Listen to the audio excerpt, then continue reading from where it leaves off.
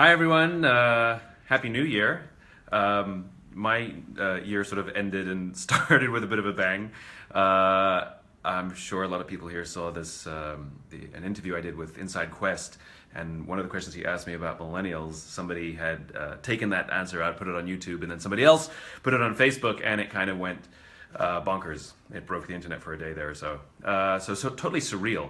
So I thought what I would do is lots of people have been commenting and lots of questions and criticisms, and it's all good. And I thought I would answer some of it and respond to some of it. Firstly, I wanted to share the background of where that answer came from. As I travel around and have meetings and give talks, close to, if not 100% of the meetings and talks that I give, someone will invariably raise their hand and ask me the millennial question. People would say that they were struggling with their millennials and their workforce. And I would stand there on the stage and sort of like, and so I needed an answer. And so both with my own research sort of observation, talking to people, I had lots of conversations. I talked to high school kids and college kids and recent college grads, and I started listening to them and asking them questions in a different way so that I could better empathize and understand what they were going through. I also talked to friends who were going through similar things, and I fashioned an answer.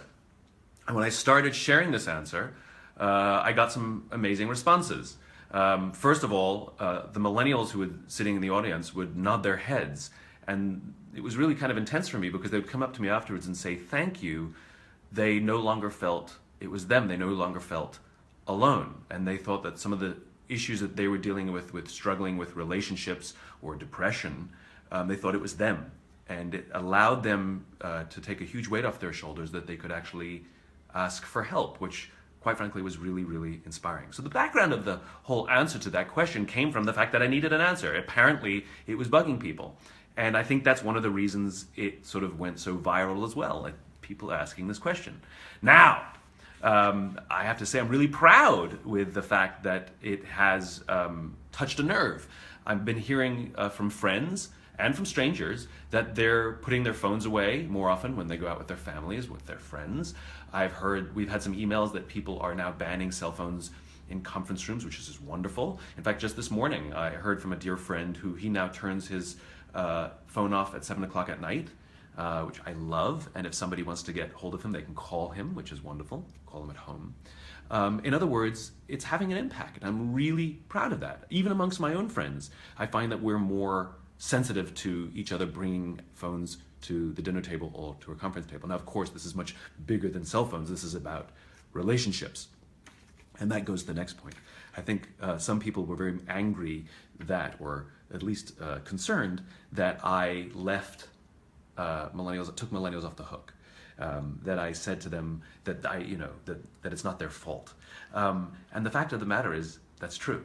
Every single generation is subject to issues of their own upbringing.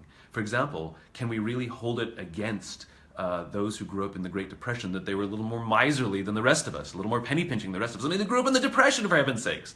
Or the Boomer generation, who were very cynical of leadership positions. Well, they grew up during the Vietnam War and during Richard Nixon. Every generation is affected by the environments in which they grow up. And the question was about millennials, and the point is that we have to have empathy, not just for millennials, for anybody. People are who they are because of the environments in which they grow up with. That doesn't excuse them, but it allows us to have empathy for the situation in which they grew up. And the same goes here. Of course, millennials have a lot of work to do. Only they can take responsibility for their own behavior. But what we're saying is the way we treat them or the way we think about them, and maybe the way we label them, let's have a little more empathy for the environment in which they grew up that, for people like me who are older, didn't grow up that way. I have a memory of a time before cell phones, before email. I went to college and email was just beginning. So the point is, I didn't grow up the same way, and I cannot relate to how they're growing up. It's just about empathy. That's all it is. And I think it's a good practice for everyone to have a little more empathy for everyone else. But of course, millennials have a lot of responsibility for their own behavior, and they have to take action and do the heavy lifting, hard work, learn the patience to learn how to build the relationships and overcome some of the challenges they feel. So then it gets to corporate responsibility. I made the point that companies bear a lot of the responsibility here to build environments in which millennials can thrive, and that's still the case. I mean, the fact of the matter is, as I learned when I did all the research from Leaders Eat Last, is that one of the primary responsibilities of leaders is to build other leaders, to take care of people. This has nothing to do with millennials. This has to do with good leadership. Good leaders teach other people how to become leaders, and I find that the best companies have robust and remarkable leadership programs. And I don't mean teaching skills. I mean teaching things like work skills, hard skills. I mean teaching things like human skills, like listening, or communication, or conflict resolution, things like that. That's what the best companies do. In other words, we are asking companies to please just do what they're supposed to be doing. This is not about companies picking up the slack for millennials. This is about companies doing what they're supposed to be doing for all their employees. It will probably have an even more powerful impact on the millennial generation, however, given the environment in which they grew up. So, yes, companies still have a responsibility to develop systems, programs, trainings, peer reviews, new kinds of incentive programs that are different from all of the things that came with us from the 80s and 90s that are for all employees, not just millennials. But millennials will benefit a lot.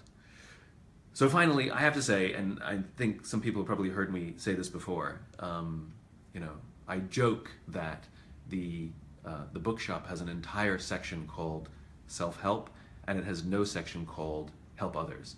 And I think one of the things that the popularity of this question to the answer to this millennial question has done is it's proven to me that we need a new industry. We need an industry called the help others industry, where we practice empathy on a regular basis, that we share ideas, we write books, we write articles all about how we can empathize and help others go through life. And by the way, if everybody's reading those articles, those books, watching those videos, that means that they're going to help us too. I mean, wouldn't you want to go to work in a place where everybody in that company is preoccupied with helping each other succeed rather than just stabbing each other in the back to help themselves succeed? And quite frankly, I think this is wonderful. So here's what I'm committing to do. I want to keep learning about the subject. I don't consider myself an expert on any of these subjects. I consider myself a student on these subjects. And when something sparks my mind, I become curious and I start asking people and investigating and researching. And that's what I'm going to keep doing.